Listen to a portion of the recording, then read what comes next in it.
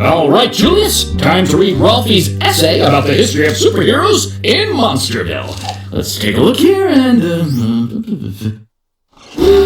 This is so hard! What if I make you pet pancakes instead, huh? Oh, right. I already did. Twice! How about a third round? Woo-hoo! Oh no, Julius! I'm procrastinating! I see you are unfamiliar with this flow. Fear not! Explaining it to you is the perfect way to procrastinate more. Will you help me explain to Julius? What is procrastination? Staying focused and getting your work done. Putting off what you should be doing. I'm not sure. Procrastination is the opposite. It's when you know you should focus on something, but you choose to do something else instead, even though you'll regret it later. Oh, buddy. Oh. Wait! I think we need to create, what did Ralphie call it? A focus tool! Ah! The Procrastination Liberation! Ready? Most of us procrastinate, at least a little bit. Do you procrastinate? How often? Every few minutes during homework? Every day before starting homework? Never. Getting started can be tough. This tool will help.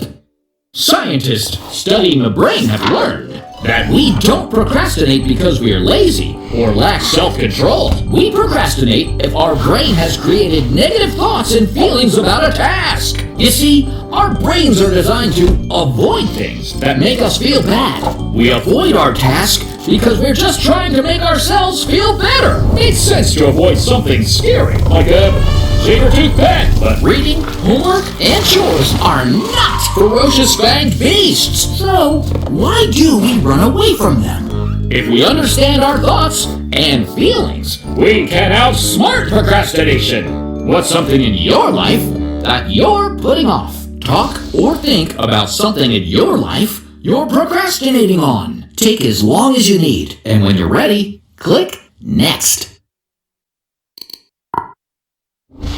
Got a task in mind? Great! The Procrastination Liberation has 4 R's. Relax, reflect, rethink, and recommit. If you find yourself procrastinating, remember not to give yourself a hard time. Scientists found that when we forgive ourselves for procrastinating, we procrastinate less in the future. So, let's do the first R. Relax. Take a big, deep breath.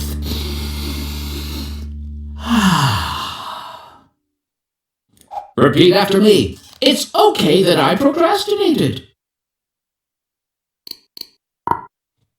It happens to everyone.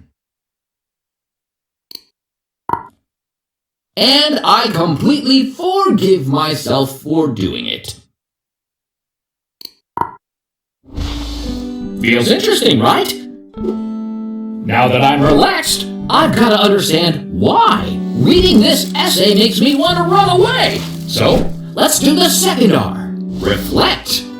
When you think of your task, how does it make you feel? Frustrated because I don't know how to do it? Worried others will think I'm not good enough? Annoyed because I think it will be boring? I completely understand. But, why do you think you feel that way? Talk or think about why your task might be causing you to feel frustrated, worried, annoyed, or anything else. I think I feel worried. Why am I worried? I guess because reading about how awesome other superheroes are might make me feel like I'm not good enough. Jeez, that thought makes me feel crummy. No wonder I wanted to run away from Ralphie's essay. Look, it's okay to have negative feelings. Once we recognize and accept them, we can do the third R, Rethink. What's something positive, fun, or good that will happen if you finish your task?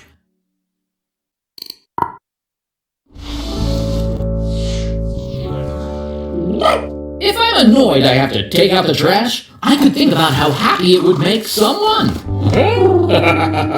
So, even if reading about other superheroes makes me worried I'm not good enough, I can use it to learn how to be better. Now we can do the last R, Recommit. Using the task you thought of earlier and the good thing that will happen when you finish it, repeat after me.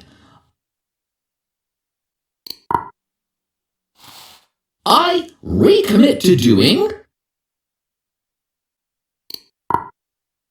because if I do, I recommit to reading this essay. Because if I do, I can learn to be a better superhero. The important thing is to change your negative thoughts about your task to positive ones. Remember, relax, reflect, rethink, and recommit. No, Julius, I will not make you another pet pancake, okay? Procrastination liberation!